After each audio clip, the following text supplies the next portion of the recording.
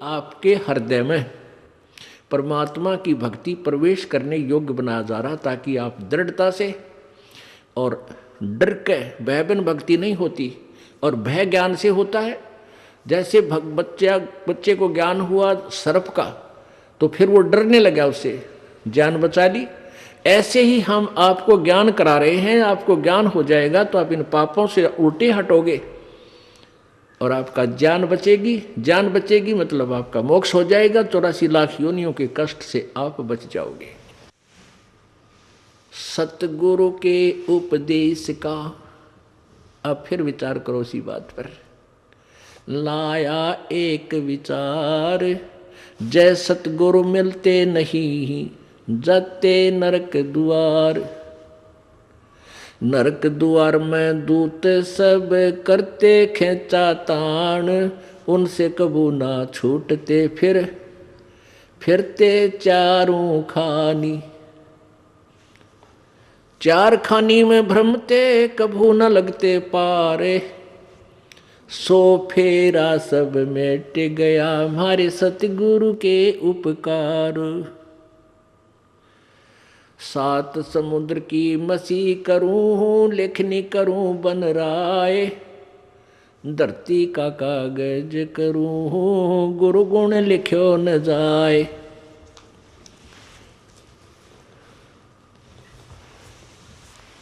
गुरु मानुष कर जानते ते नर कहिए अंध, ओए दुखी संसार में आगे यम के फंदे। और जब आपको सतगुरु मिल जाते हैं,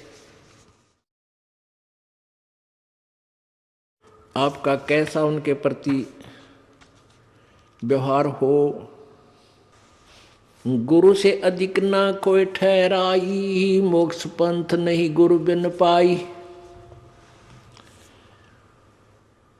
अब परमात्मा कहते हैं कि गुरु जी के बिना आपका कोई भी भक्ति मार्ग सफल नहीं हो सकता। उसके लिए उदाहरण भी दे रहे हैं। उसके लिए उदाहरण देते हुए परमात्मा बता रहे हैं कि तुम राम और कृष्ण जी को तो बहुत बड़ा मानते हो, उन्होंने भी गुरु बनाए। श्री कृष्ण जी ने दुर्वासा जी को, और श्री रामचंद्र जी ने वशिष्ठ जी को गुरु बनाया। क्योंकि श्री कृष्ण जी के जो संदीपनी गुरु थे वो अक्षर ज्ञान कराने वाले थे, जैसे बच्चे को पढ़ाई सिखाया करें, क ख ग घ ङ।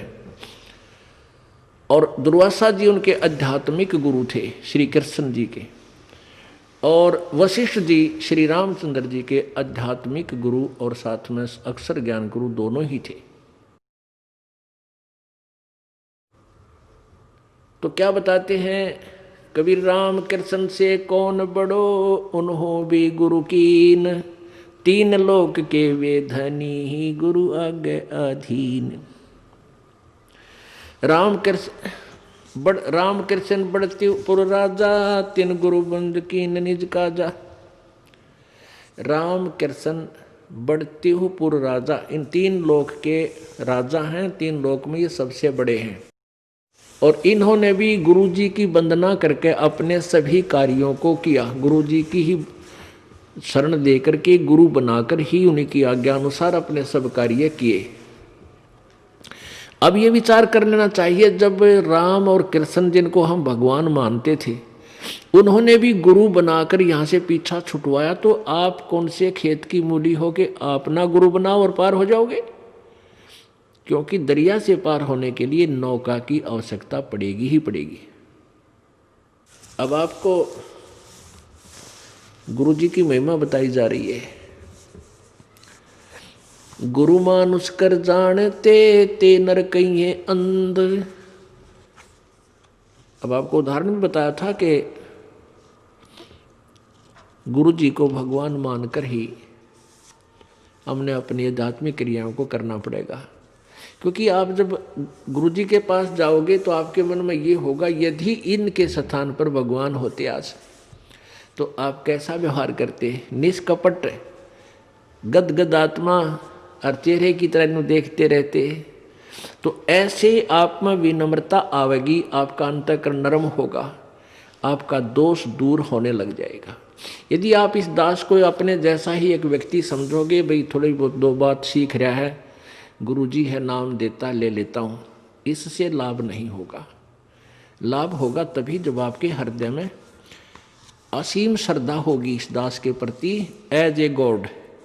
दास गॉड नहीं है, दास भगवान नहीं है, लेकिन आपने सपोज करना पड़ेगा, आपने मानना पड़ेगा इस इक्वेशन को, इस प्रश्न को हल करने के लिए, जन्म और मृत्यु के इस प्रश्न से पीछा छुटवाने के लिए, हल को सोल्व करने के लिए प्रॉब्लम को आपने मानना पड़ेगा।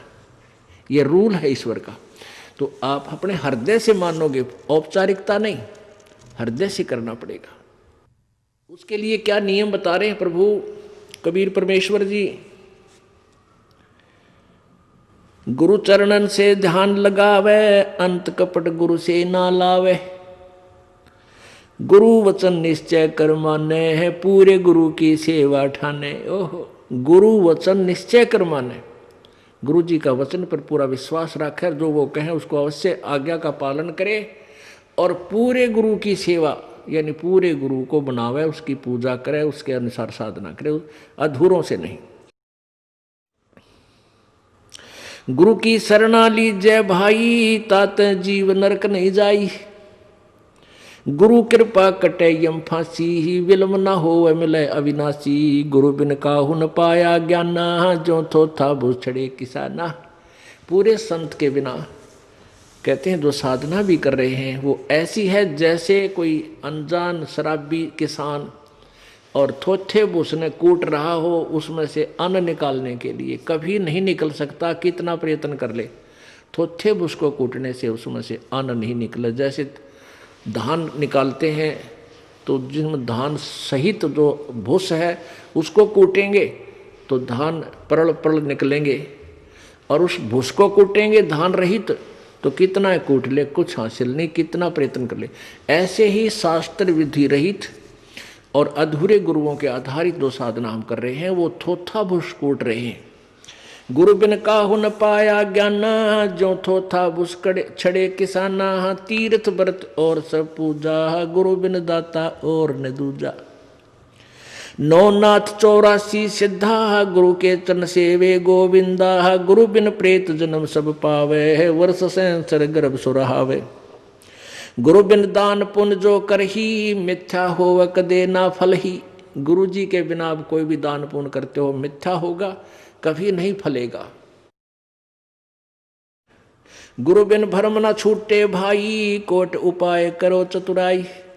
गुरु के मिले कटे दुख पापा, जन्म जन्म के मिटे संतापा। गुरु के चरण सदा चित दीजय, जीवन जन्म सफल कर लीजय। गुरु भक्ता मम आत्म सोई, वाके हृदय रहूं समोई। ओए होए, अब फाइनल फैसला कर दिया गुरु जी परमात्मा ने, कबीर जी ने, कि गुरु भक्ता मम आत्म सोई। जो गुरु जी का सच्चा भक्त है, जैसी लगन गुरु जी में है, उसकी सच्ची श्रद्धा गुरु जी के ऊपर है, तो गुरु भक्ता मम आत्म सोई, वो मेरी आत्मा है, वो मुझे प्यारा लगता है जो गुरु जी के साथ निष्कपट भाव से सच्चा भक्त है उसका। गुरु भक्ता मम आत्म सोई, वाके हृदय रहूं समोई। मैं उसके हृदय में समाया रहूंगा। जब तक आपके हृदय में प्रभु समाये रहेंगे तो आपकी श्रद्धा भगवान में बनी ही रहेगी। आपके मन में जरा सा भी मैल दास के प्रति आएगा किसी भी पॉइंट से, भगवान वहाँ से हट जाएगा। जब भगवान का पंजाब से हट गया तो आप नरी कोबद सोचोगे, सारी उल्टी भावना बन जाएंगी। आज ये दास आपको अच्छा लगता है, फिर आपको दुश्मन दिखाई देगा, क्योंकि काल प्रवेश कर जाएगा। जब आपका नाम खंड हो जाएगा, ये पहली पहचान होगी, आपकी रुचि नहीं बनेगी इस दास में। उसका तरीका यही है कि फिर आपको ज्ञान है भगवान का तो फिर आइए, और किसी भी कारण से आपका नाम खंडित है, उपदेश दोबारा मालिक के चरणों में विनती कीजिए और उपदेश पुनर्प्राप्त कर लीजिए, फिर आपका फिर कनेक्शन जोड़ देगा। बहुत दयालु है प्रभु। गुरु भक्ता मम आत्म सोई, वाके हृदय रहूं समोई।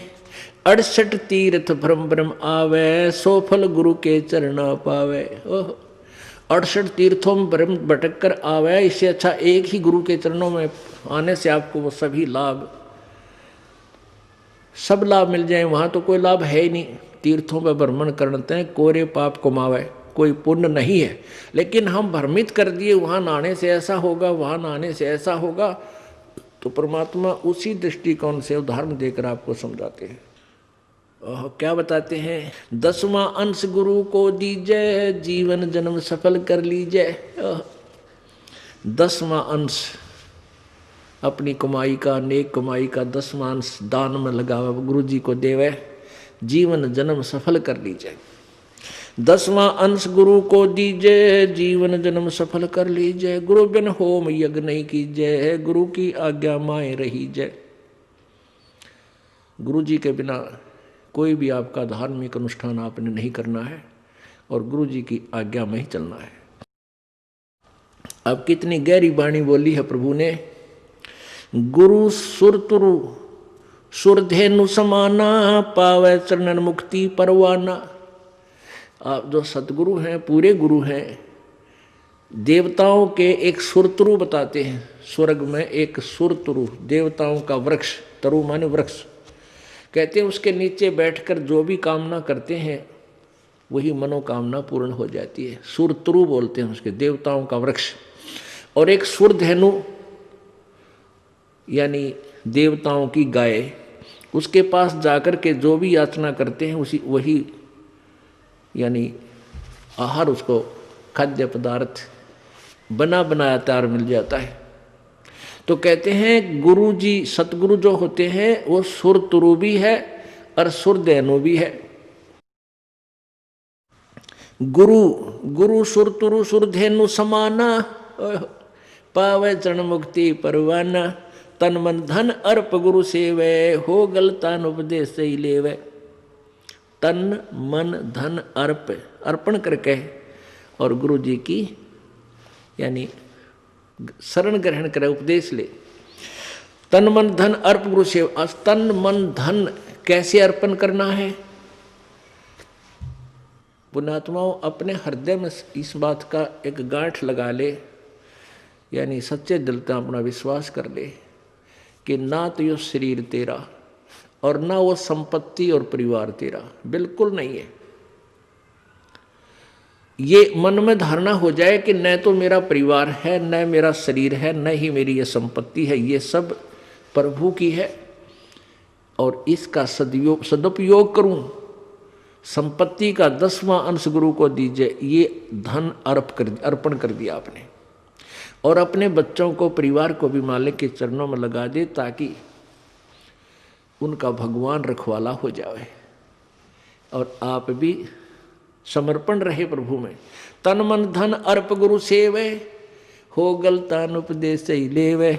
सतगुरु की गति हृदय धारे, और सकल बकवाद निवारे।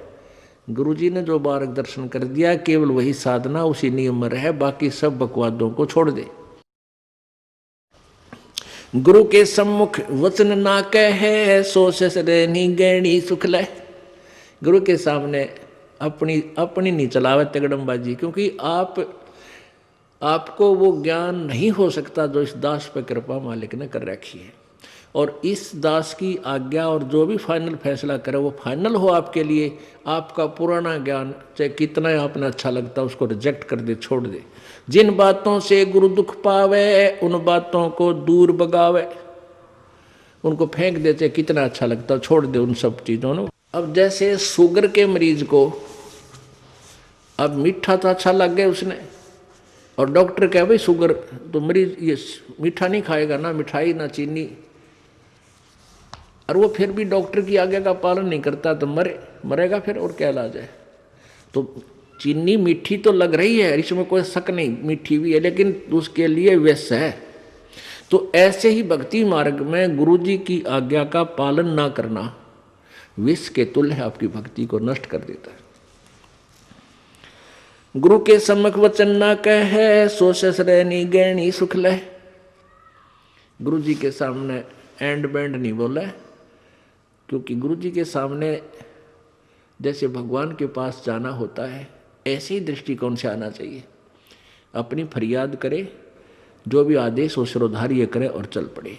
चाहे मन कुछ भी सोचता रहे, क्योंकि परमात्मा अंतर्यामी है, आपके सब दुखों से परिचित है और वो आपके जितनी श्रद्धा आपकी होगी उतना ही निवारण आपको साथ साथ रिजल्ट देते रहेंगे। तो आपने समर्पण और श्रद्धा बढ़ानी है, उसके बढ़ाने के लिए आपको यहाँ बुलाया जाता है, भक्ति कराई जाती है, दान पुण्य करवाया जाता है, सेवा करवाई जाती है, ताकि आपकी श्रद्धा जितनी बढ़ेगी उतना ही प्रभु आपके संकटों का निवारण समांतर करता रहेगा।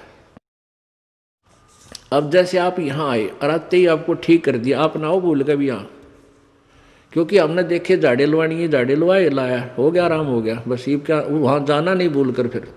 तो यहाँ आते भी आपको सुख दिया जा सकता है, लेकिन ये परमात्मा चाहते हैं कि ये बच्चा आते कुछ तो राहत अवश्य देगा, ताकि आपका विश्वास बने।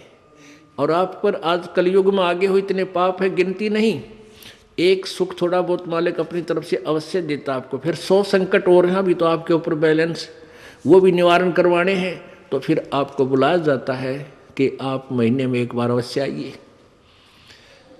आपको बुलाने का क्या तात्पर्य है कि यहाँ आने से आपको बहुत पुण्य मिलता है, आपको बहुत भक्ति लाभ होता है। आप बच्चे हो, आपको मालूम नहीं, ये दास डॉक्टर है जो भी आपको कैसे कैसे आपके अंदर शक्ति प्रवेश करवानी है, प्रभु की पुण्य कैसे प्रवेश करवाने हैं, फिर ये ज्ञान आपके हृदय में पहुंचाना है। और जिस दिन आपकी श्रद्धा पूरी हो जाएगी, आप सपने में भी दुखी नहीं होगे, ये सत्कर मान लेना। क्योंकि पाप जब बढ़ जाते हैं, दिन में भी दुखी, सोए फिर भी दुखी, क्यों सपने भी बुंडे बुंडे आवे। और जब आप भक्ति करोगे, ढंग से लग जाओगे, आप वैसे भी सुखी, और स्वप्न में भी परमात्मा की भक्ति है, आरती करते होगे, कभी मंत्र कर रहे होगे, कभी मेरे गुरुदेव भगवान ये गा रहे होगे, स्वप्न में भी सुखी, यानी भक्ति स्वप्न में भी हो रही होगी। गुरु से शेष करे चतुराई, सेवाहीन नरक में जाई। ओह, जो गुरु जी के सामने चतुरता करता है, छल कपट करता है, उसकी जो सेवा है यानी वो पूजा समाप्त हो जाती है, धन भक्ति का, और कहते हो नरक में जाई, नरक में डाल दिया जाता है। शेष होए सर्वस्व नहीं वारे, ये कपट मुख प्रीत उचारे।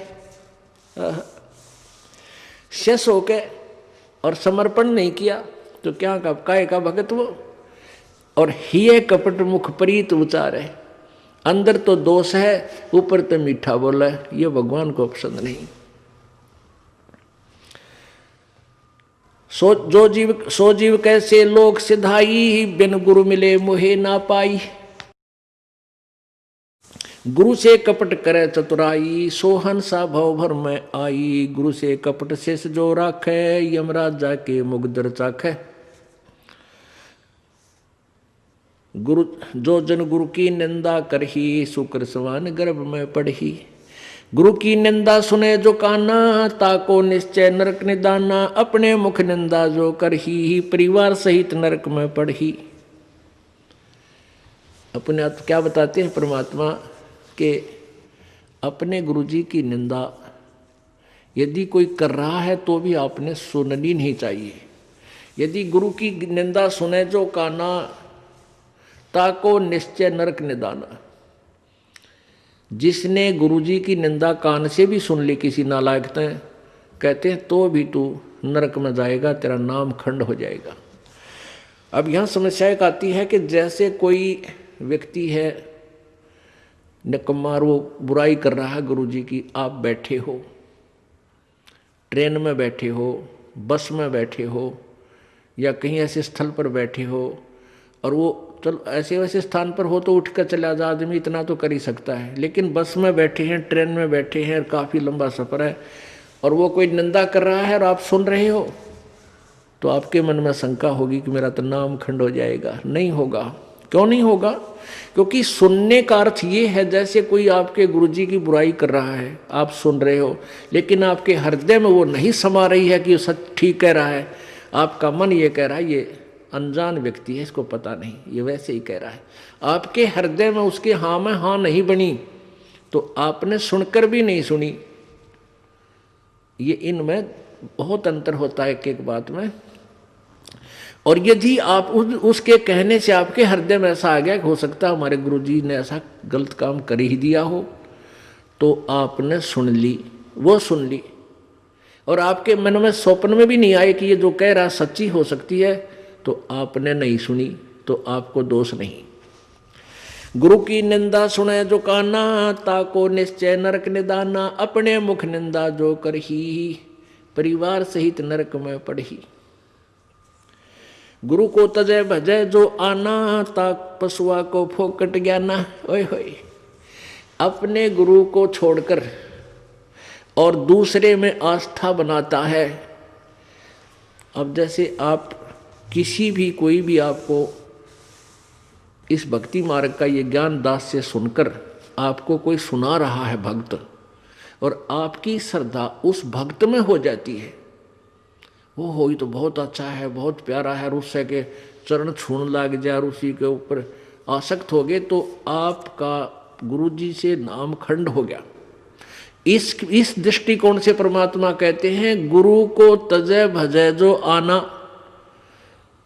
ता पशुआ को फोकट ज्ञाना।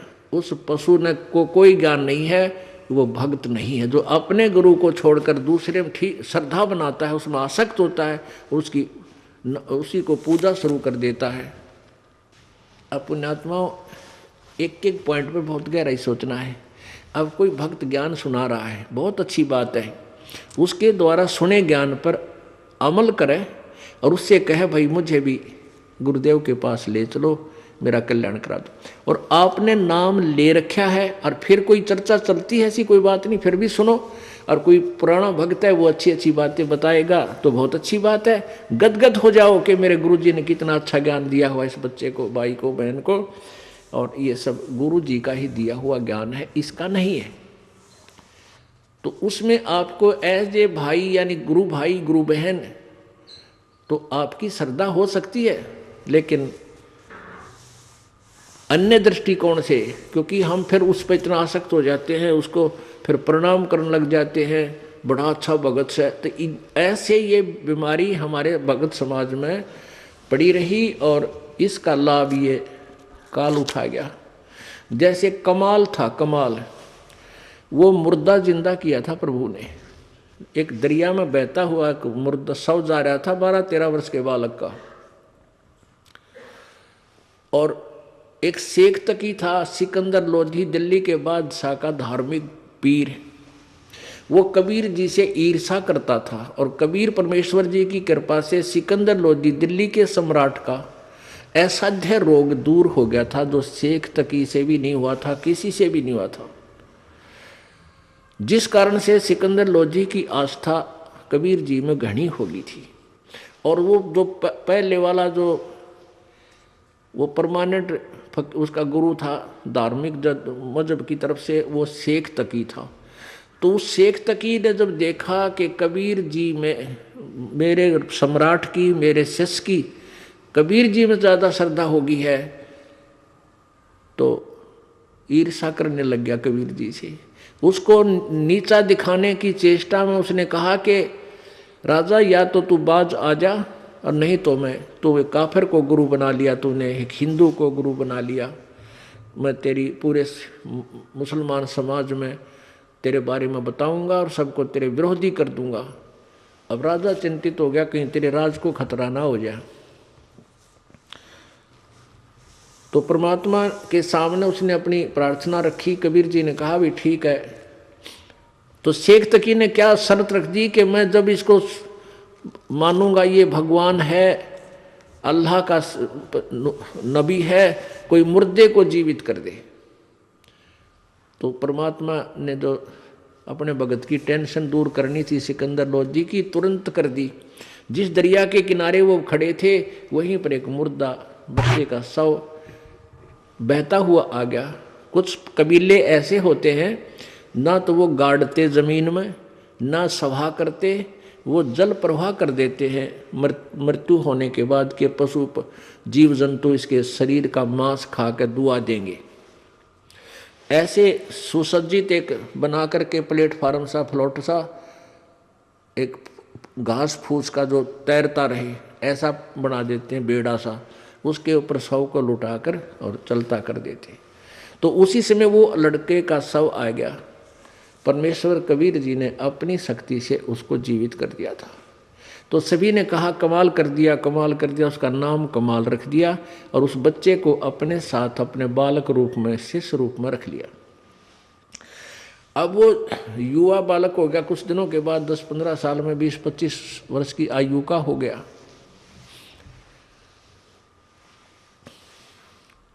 तो वो परमात्मा से ज्ञान सुनकर, कबीर जी का ज्ञान सुनकर वो भी ज्ञान औरों को सुनाने लग गया। जैसे बताते हैं भक्त, आप भी बताते हो और भी बताते हैं। अब जवान लड़का था, अच्छी आवाज़ थी, बढ़िया गला था, परमात्मा की वाणी गा गा के इतने सुरीले ढंग से सुनावे। तो जो परमात्मा कबीर जी के शिष्य थे वो 64 लाख, उनमें से बहुत सारे कमाल जी के ऊपर आसक्त हो गए। ओहो कमाल, तो भाई कमाल है, तेरा नाम भी कमाल, तेरा काम भी कमाल, और भाई तो गुरु जी से भी बढ़कर हो गया। ओहो आप तो गुरु जी से भी अच्छी जो है ना ज्ञान सुनाते हो। अब इस बात से वो कमाल फूल गया, वो यानी उसमें अभिमान छा गया। और कबीर जी परमात्मा उसको बार बार धिक्कारते थे, उसको धमकाते थे कि निकम्मे तू अपना कर्म बना ले और प्रभु मत बनाए। लेकिन ये प्रभुता की भूख इतनी बुरी होती है, जीव नरक जाना स्वीकार कर लेगा, प्रभुता छूटे नहीं। कहते हैं राज तजना सहज है, सहज त्रिया का नेह, और मान बढ़ाई ईर्षा दुर्लभ तजनाई। और जब तक ये नहीं तजे जाएंगे इतना भगवान नहीं मिले। तो हम निकले भगवान के लिए, हमें पता है मनुष्य जीवन मिला भगवान प्राप्ति के लिए, और फिर उसमें कोई वस्तु बाधा है उसने फेंक दे तुरंत तोड़ के, उसको एक तरफ फेंके तो भगवान मिला। लेकिन उस कमाल ने परमात्मा के आदेश का पालन किया नहीं, तो प्रभु ने उसको धमका दिया। वो वहाँ से निकल कर परमात्मा से रुष्ट होकर, अक्षुब्ध होकर, खिन्न होकर के वहाँ से निकल गया और जाके कहीं दूर देश स्थान पर रहने लगा, जहाँ के वो नालायक भक्त गुरुजी के शिष्य उसको चाहते थे, वहीं चला गया, वहाँ रहने लग गया। अब वहाँ रहा, उसने एक छोटा सा आश्रम बना लिया। अब पुण्यात्मा समर्थ जो कार्य करता है कोई जीव नहीं कर सकता। जैसा कल उदाहरण दिया था कि जैसे वायु बहुत लंबी चौड़ी है, बहुत ज़्यादा था है, और उसमें से एक टायर में पंप से हवा भर भी ली, वो टायर ट्यूब में टायर में डालकर ट्रक में डाल दिया, ठीक है वो काफ़ी सहयोगी होगी वह हवा उसको, लेकिन वो तो सीमित है। ऐसे ही किसी भक्त ने, उस कमाल ने परमात्मा की कुछ दिन सेवा करके, दोनों नाम दिया, उसकी भक्ति करके कुछ शक्ति अवश्य होगी थी, लेकिन वो जीव ही था। और वो अनजान भक्त जो परमात्मा के शिष्य थे कबीर जी के, उस पर आसक्त हो गए। तो यहाँ बताते हैं गुरु को तजय भजय जो आना ता पशुआ को फोकट गया ना। जब कबीर खुद बालक बैठे और उस वो कमाल के टिंडे देगा उन्हें, कमाल की बात। यहीं से हम गिरते, सतर गिरता गिरता यहाँ आ लिए। हम सतलोक में इसी तरह गिरे थे। हम अपने भगवान को छोड़कर परमेश्वर कबीर जी सत्य पुरुष को, और ये ज्योति निरंजन काल वहाँ तपस्या कर रहा था एक टांग पर खड़ा होकर। हमने अपने भगवान से हृदय हटा के इसमें लगा लिया, और इसका फल यो मिला। गधे कुत्ते सूअर 84 लाख योनियों में कितना कष्ट उठा रहे हम, और फिर वही फिर दोहरा रहे हैं, क्योंकि ज्ञान नहीं हमने। तो उसने क्या किया, कमाल ने वहाँ रहने लगा। अब जो भक्त परमात्मा के पास आते थे उनको सुख होया करता खूब। अब वो चेले बन गए कमाल के। अब 5-4 वर्ष तो उनके काम ठीक चले, क्योंकि जो हैंडपंप से पानी उन्होंने ले लिया था वो जब तक चला उनकी पुण्य कमाई, तब तक तो वो दुखी हुए नहीं। फिर कोई काम उनका होने लगा नहीं, तो धीरे धीरे वो कमाल से भी हट गए। अब कमाल ने 5-4 और चेले रख रखे, अपने आश्रम में रख रहे। तो वो कहने लगे गुरुजी यहाँ भगत तो आने ही बंद हो गए। तो उन्होंने कहा भाई यूँ करें कि गुरुजी का जन्मदिन मनावांगे कल, जेठ की पूर्णमासी आ गई, सब न कह दे भाई कल जेठ उतरते की पूर्णमासी है और गुरुजी का प्रगट दिवस मनाएंगे। और खीर खार बनावांगे, भंडारा करेंगे, सभी गांव वालों दूध लाइयो, दूध पहुंचाना। अब पहले कोई समागम करता था तो गांव वाले खुश होकर दूध ले जाते थे और ठोक देते थे ड्राम के ड्राम। अब किसी का लाभ होया नहीं, सारे बयान बैठी होगी, दूध रहा ना ढंगता, तो सब कपटी हो गए। अब सब ने सोचा भी बखत से दूध डालावांगे और ना डाल कावांगे तो यू नाराज हो जाएगा, कदे शराब स्वरूप ना दे दे, कमाल है। और प्रत्येक के मन में, क्योंकि परमात्मा कबीर जी खेल खेलते हैं। अब वो जो भगत थे गांव वाले, जो 50, 60, 100 जितने भी थे, उन्होंने सबके मन में के दुर्भावना आ गई कि बखत तो उठ कर सबसे पहले मुंह अंधेरे जाऊंगा और दूध की जगह पानी का लोटा डालूंगा, किसने बेरा पट्टा है। अब सुबह सुबह लाग गई लाइन, महाराज जी सत साहेब, कहाँ भाई सत साहेब, आज दूध लाए हैं, डाल दो भाई वहाँ ड्राम में, जो पहले कराया करते। अब कपड़ा उठावें और पानी तरड़ा डालें, गुरु जी ने, महाराज जी ने पता लग जाएगा हाँ डाल रहा है कुछ, दूध डाल गया। एक आधे भगवान ने उसमें दो चार दूध भी डाल दिया होगा। कमाल बोला भाई आता दूध बहुत आ गया और बच्चों खीर बना लो। अब वो लग गए खीर बनाने, वो ड्राम पानी का भरा, थोड़ा बहुत दूध उसमें कितना गिर गया को भगवान। तो कहने लगे गुरुजी तो सारा पानी का फुल भरा है। कुमार बोला झूठ बोलो, देखा जाएगा सारा पानी का भरा, किसकी खीर बनी थी। इतना शर्मिंदा हो गया, रात्रि में उस आश्रम ने छोड़ कर पता नहीं कित मरिया जाके छोड़ चल गया। तो इस प्रकार परमात्मा कहते हैं अब आप भी मरिया और उन शिष्यों, उन पुण्यात्माओं को ले डूबा, नकमी आत्मा जो परमात्मा से जुड़ी थी।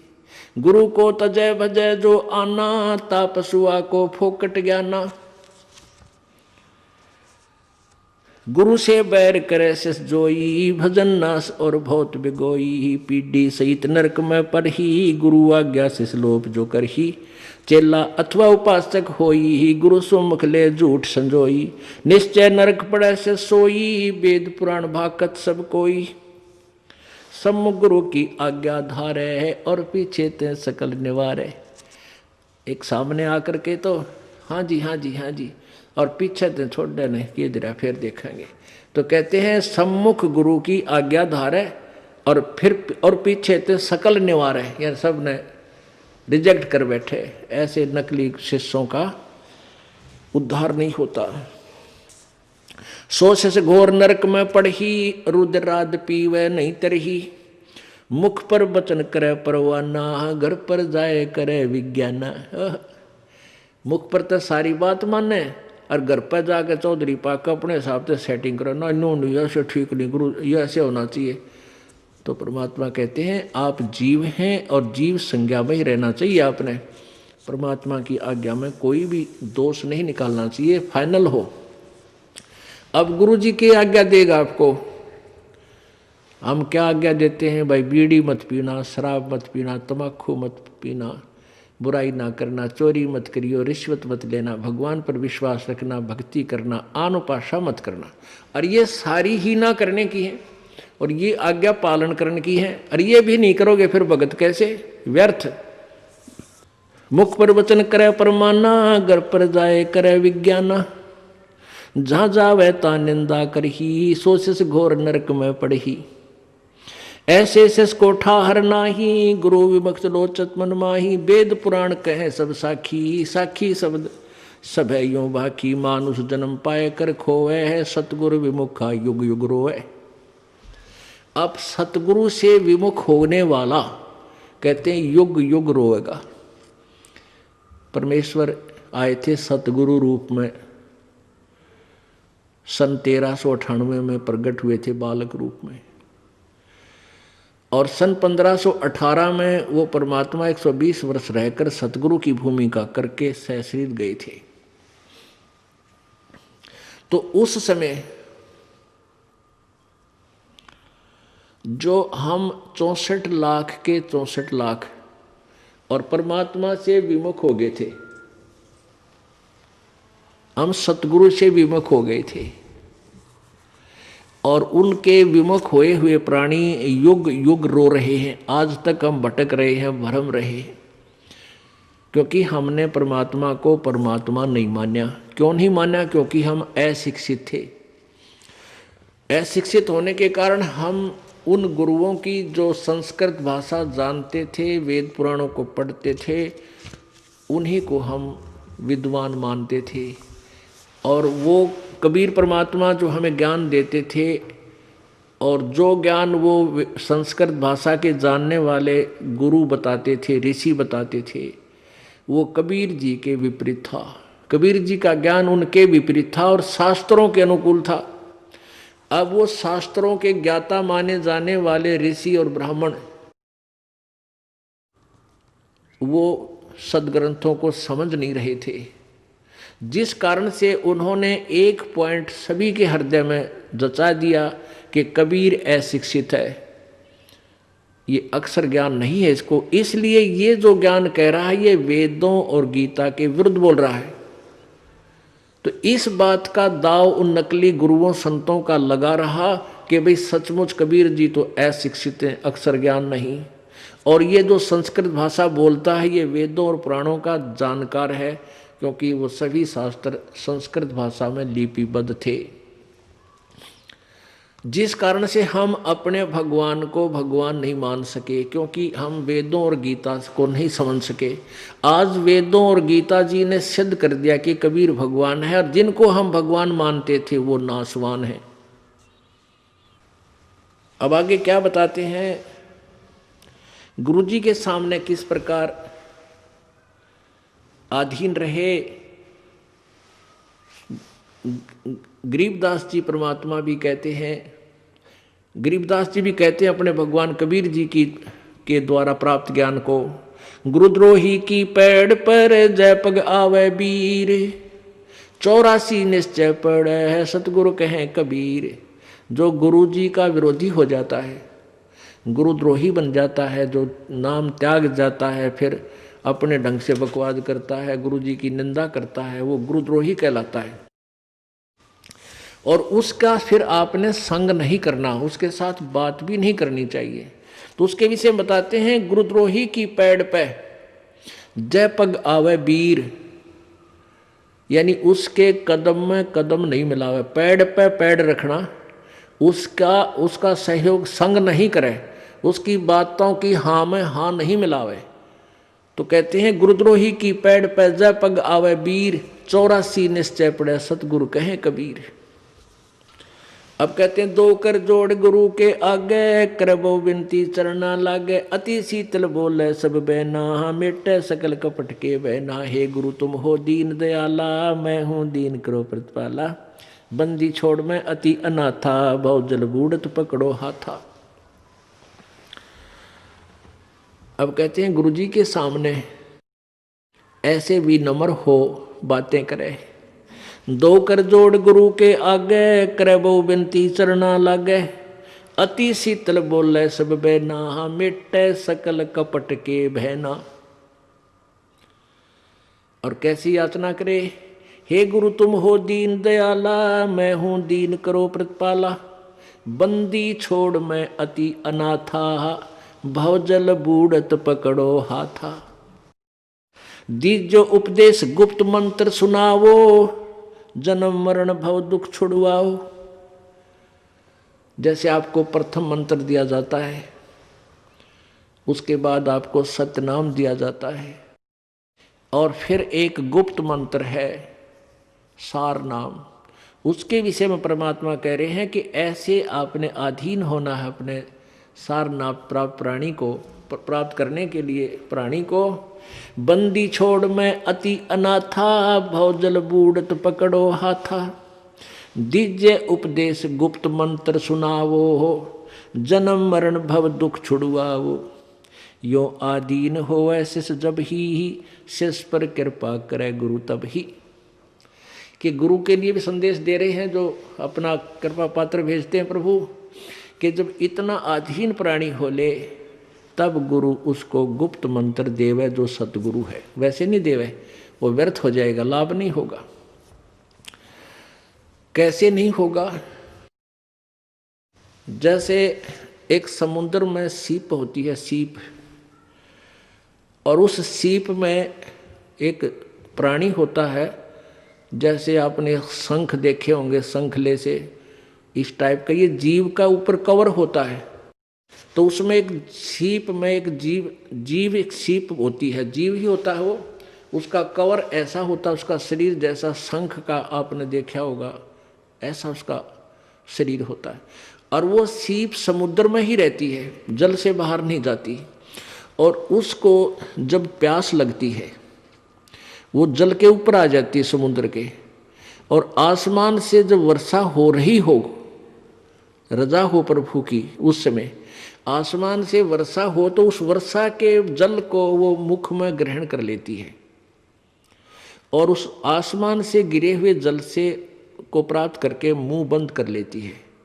फिर उसमें मोती बनता है, अन्यथा मोती नहीं बने। अब जब वो सीप का मुंह बंद हो और वो जमीन समुद्र के ऊपर तैर रही हो, चाहे कहते हैं सारा सामान बरस जा, मोती नहीं बन सकता।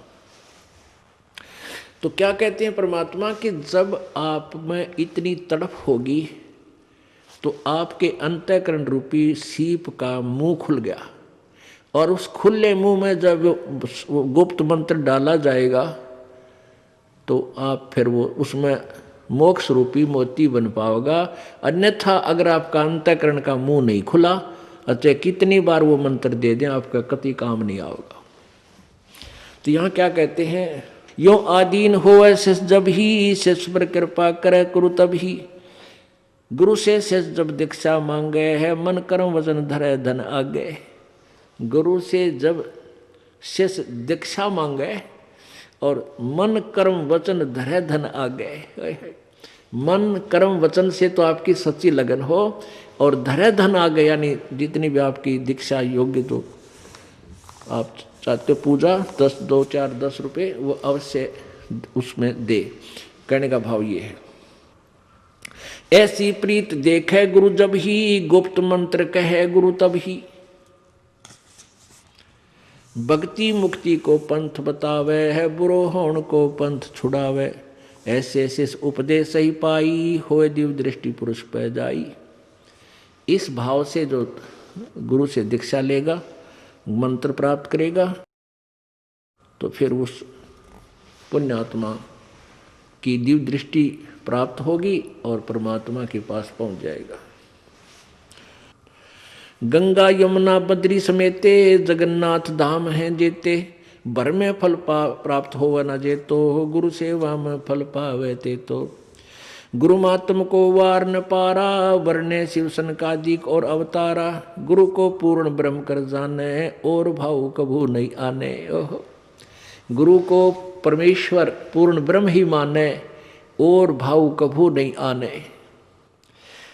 जिन बातन से गुरु दुख पावे, तिन बातों को दूर बहावे। अष्ट अंग से दंडवत प्रणामा, संध्या प्राप्त करे निष्कामा। 8 अंग से दंडवत प्रणाम करे, लंबा लौट के, निष्कामा, बगैर किसी मनोकामना के, केवल अपना शिष्य का कर्तव्य जान कर। तीर्थ व्रत सब करे आवे है, गुरु चरणों फल तुरंत ही पावे। चरणामृत कदाचित पावे है, 84 कटे लोग सिधावे। कोटिक जब तब करे करावे, वेद पुराण सभे मिल गावे। गुरु पद रज मस्तक पर देवे, सो फल तत्काल ही लेवे। अब क्या बताते हैं, कोटिक जब तब करे करावे, चाहे जप कर ले किसी भी मंत्र का, गुरु जी बगैर पूरे संत से लिए हुए, और वेद पुराण सभे मिल गावे, यानी सभी यही बताते हैं, गुरु पद रज मस्तक पर देवे, सो फल तत्काल ही लेवे। अब गुरु जी के पास आगे हैं तो रज मस्तक पर आप लागी, यानी गुरु जी का आशीर्वाद प्राप्त हुआ, उपदेश मिल गया, फिर भक्ति करे तो सब फल इसी भक्ति और नाम में आपको मिलेंगे। परमात्मा कहते सुमन से भला होगा, ना तो भला ना हो, यानी गुरु जी से उपदेश ले, फिर भक्ति करे, सुमन करे। आगे क्या बताते हैं, सोए गुरु सत जो सार चनावे, यम बंधन से जीव मुक्तावे। अब गुरु भी वही है जो सार नाम देवे। सोए गुरु सत जो सार चनावे, वही गुरु सच्चा है जो सार चनावे यानी तत्व ज्ञान बतावे और सार शब्द तक देने का अधिकारी हो, और यम बंधन से जीव मुक्त आवे। गुरुपद सेवै बिरला कोई, जा पर कृपा साहिब की होई। कहते हैं गुरु की पद, पद माने पद्धति, पद्धति माने वे ऑफ वर्शिप, पूजा की विधि। जो सतगुरु पूजा की विधि बताता है, उसकी सेवा, उसकी पूजा, वो साधना वही व्यक्ति कर सकेगा जिस पर प्रभु राजी होगा। और प्रभु किस पर राजी होगा? मम भक्ता मत मम आत्म सोई, वाके हृदय रहूं समोई। अब परमात्मा किस पर प्रसन्न रहेगा? कि गुरु भक्ता मम आत्म सोई, गुरु का भक्त वो मेरी आत्मा है, और उसके हृदय में मैं वहाँ विद्यमान रहूँगा। परमात्मा अच्छे, परमात्मा की शक्ति से वहाँ हमारे अंदर प्रवेश रहेगी। तो जैसे सूर्य एक स्थान पर है, और जैसे हमने आजकल ये सूर्य ऊर्जा के, सौर ऊर्जा के यंत्र ला रखे हैं, वो छत पर लगा दिए जाते हैं। उससे सूर्य से गर्मी ग्रहण करता है और नीचे पानी उबाल रहा है, चाय बना रहा है, दूध बना रहा है। तो वो सूर्य की जो शक्ति उसमें आई, उसने संग्रह किया, वो उसमें वो आने का रास्ता है, और वो डिफेक्ट हो गया तो फिर सूर्य वहीं है, कोई काम नहीं करेगा। ऐसे ही कहते हैं जब तक तू गुरुजी का भक्त बना रहेगा तो मैं आपके हृदय में, अर्थात मेरी शक्ति तेरे अंदर काम करती रहेगी। तो यह कहते हैं गुरुपद सेवै बिरला कोई, जापै कृपा साहिब की होई। क्योंकि काल डगमग कर ले जाता है, और गुरुजी के पद, गुरुजी की पूजा, गुरुजी द्वारा बताएगी भक्ति विधि, वो पद बोलते हैं इसको। कोई बिरला ही इसको करेगा जिस पर कृपा मालिक की होगी। आप देख लो, अरबों खरबों मनुष्य हैं इस पृथ्वी पर, अरबों खरबों मानव हैं, उनमें से कितनी पुण्यात्मा है जो भगवान के इस यथार्थ मार्ग को स्वीकार किए हुए हैं। परमात्मा इसी विषय में कह रहे हैं, गुरुपद सेवै बिरला कोई, जापै कृपा साहिब की होई। गुरु महिमा सुखदेव जो पाई, चढ़वी मान बैकुंठा जाई। गुरु बिन वेद पढ़ै जो प्राणी, समझे न सार रहे अज्ञानी। अब जैसे कहते हैं गुरु गुरु में भेद है, गुरु गुरु में भाव, सोए गुरु सराइये जो सार शब्द लखावे दाव। अब जैसे सुखदेव जैसों ने भी गुरु बनाए, राजा जनक को गुरु बनाया। राजा जनक केवल स्वर्ग तक जाने पहुंचाने वाले ही टिकट बना सकता था, और वो सुखदेव ऋषि ने बनवा ली, स्वर्ग तक चला गया, वो भी गुरु के बिना नहीं जा सका। पहले ये स्वयं पूर्व जन्म की सिद्धि थे, पूर्व जन्म की कमाई भक्ति से वैसे स्वर्ग भी जाता था, लेकिन स्थायी स्थान नहीं मिलता था वहाँ पर। इसको वापस भेज दिया गया कि यहाँ आने का तो अधिकारी नहीं है विष्णु लोक में। फिर इसको बताया गया कि तू गुरु बना और गुरु के आदेश से भक्ति कर, फिर तू मेरे पास स्वर्ग में तुझे स्थान मिलेगा। क्या बताते हैं, गर्भ योगेश्वर गुरु बिना, लाग्या हर की सेव। कह कबीर बैकुंठ से वो, फेर दिया सुखदेव। राजा जनक गुरु कियो, फिर कीने हर की सेव। कह कबीर बैकुंठ में, उल्ट मिले सुखदेव। अब जैसे यहाँ तक की भक्ति जो अपने स्वर्ग ब्रह्म लोक तक की भी करनी है, तो भी इनके गुरु ही बनाने पड़ते हैं। तो इन गुरु गुरु में भेद है, गुरु गुरु में भाव। एक तो प्राइमरी का टीचर, अध्यापक 5वीं कक्षा तक पढ़ावे, एक 10वीं तक का टीचर है, एक लेक्चरार है। तो कहते हैं गुरु गुरु में अंतर है। तो कबीर परमात्मा सतगुरु है। गुरु बिन वेद पढ़े जो प्राणी, समझे न सार रहे अज्ञानी। पुण्यात्माओं, अभी तक वेदों को सत्य मानने वाले, वेदों के ऊपर आश्रित ये ऋषि महर्षि ब्रह्मा विष्णु महेश तक भी वेदों को नहीं समझ सके। और कबीर परमेश्वर ने आकर के इन वेदों का ज्ञान अपनी सिंपल लैंग्वेज में पहले ही दे रखा था। अब इस दास पे कृपा करी, उन वेदों को देखा, गीता जी को देखा, तो परमात्मा की वाणी में जो पहले ज्ञान लिखा था वो वेदों और गीता से मेल खाता है। और उसके विपरीत जो अन्य ऋषि महर्षि वेदों के आधार पर जो अपने अनुभव की पुस्तकें लिखे हुए हैं, उन्होंने ज्ञान बताया है, वो सारा वेदों के विपरीत है। तो इस विषय में परमात्मा आप ही बता रहे हैं कि गुरु बिन वेद पढ़े जो प्राणी, और समझे ना सार रहे अज्ञानी। पुणात्माओं, आज का सत्संग कहाँ से प्रारंभ हुआ था? सतगुरु गुरु गोविंद दोनों खड़े, किसके लागू पाए, बलिहारी गुरु अपना, जिन गोविंद दियो मिलाए। फिर परमात्मा कहते हैं, जय इब कै सतगुरु मिले। इतना ज्ञान समझ में आने के बाद प्राणी को प्रेरणा हो जाती है, जय इब कै सतगुरु मिले, सब दुख आँखों रोए, चरणों ऊपर शीस धरूं, कहूँ जो कैडी होए। कबीर गुरु जी मिलेंगे, कबीर साईं मिलेंगे, पूछेंगे कुशलात, आद अंत की सब कहूँ, अपने दिल की बात। अब गुरु जी के सामने आप जाते हो, आपके हृदय में जैसी भी भावना, जो प्रेरणा होती है, वो अंतर्यामी परमात्मा यानी प्रभु सब समझ जाता है। परमात्मा ने ये एक कंप्यूटर रखा हुआ अपना शुद्ध करके, और उस परमात्मा के पास इसके माध्यम से सब आपकी भावनाएं ऑटोमेटिक चली जाती हैं। जो तुम सोचकर आते हो, जो आप प्रेरणा ले रहे हो, क्योंकि वहीं से सिमरण करने लगते हो, लाइन में लगते ही ऐसे कहूँगा ऐसे कहूँगा, और वहाँ आकर आप कुछ कह पाते हो, कुछ नहीं कह पाते हो। लेकिन उसके कंप्यूटर में आपकी वो सारी जा चुकी है इस दास के माध्यम से। तो इस प्रकार परमात्मा कहते हैं कि तुम जाकर के गुरु के चरणों में शीश रखते हो, आपकी आत्मा गदगद हो जाती है। आपके अंदर की जो भी फीड था वो मैटर मालिक के पास पहुंच गया, वो अंतर्यामी है। आप क्या चाहते हो, आपको क्या कष्ट है। तो यहाँ परमात्मा कह रहे हैं कि कबीर साईं मिलेंगे, पूछेंगे कुशलात, आदि अंत की सब कहूँ, अपने दिल की बात।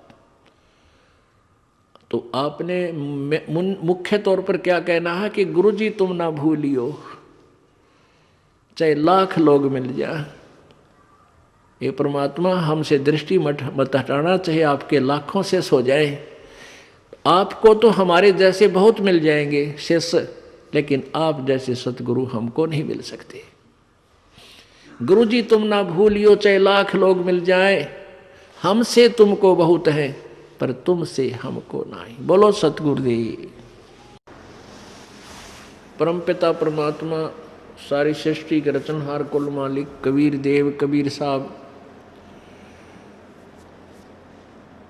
कबीर अग्नि, कबीर अमितोजा,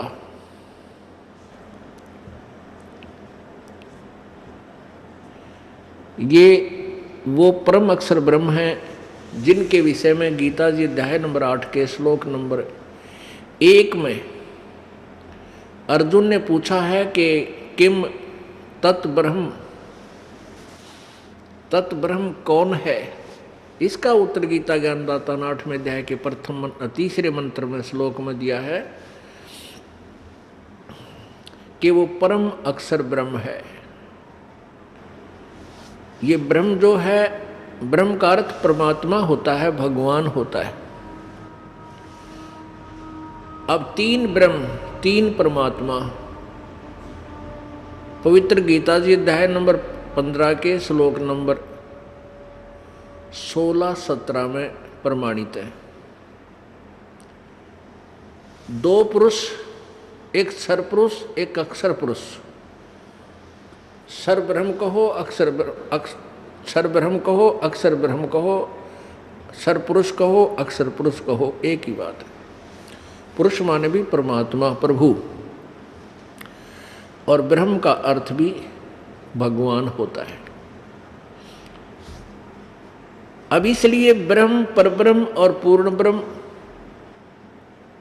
परम अक्षर ब्रह्म इसलिए कहा गया कि ये नकली भगवान भी हैं, ये नासवान भी अपने आप को ब्रह्म सिद्ध किए बैठे हैं, अपने आप को भगवान कहलाते हैं। वैसे भगवान का अर्थ होता स्वामी, भगवान का यानी राम का, प्रभु का अर्थ होता है स्वामी। 7 संख ब्रह्मांड, 21 ब्रह्मांड का राम है, ब्रह्म है, स्वामी है, ज्योति निरंजन काल जिसे ब्रह्म बोलते हैं, क्योंकि ये 21 ब्रह्मांड का मालिक है, इसलिए ये भी ब्रह्म यानी परमात्मा भगवान कहलाता है। और 7 संख ब्रह्मांड का स्वामी है अक्षर पुरुष, ये भी परब्रह्म कहलाता है, ब्रह्म से दूसरा भगवान। और असंख्य ब्रह्मांड का जो स्वामी है, overall controller, overall almighty, overall controller, वो परम अक्षर ब्रह्म है। इस प्रकार ये 3 परमात्मा है। तो वो परम अक्षर ब्रह्म जो कुल मालिक है वो कबीर देव है, ये वही परमात्मा है जो बनारस में एक जुलाहे की भूमिका और एक कवि की भूमिका, एक तत्वदर्शी संत की भूमिका करके अपना कार्य संपन्न करके सशरीर चले गए थे।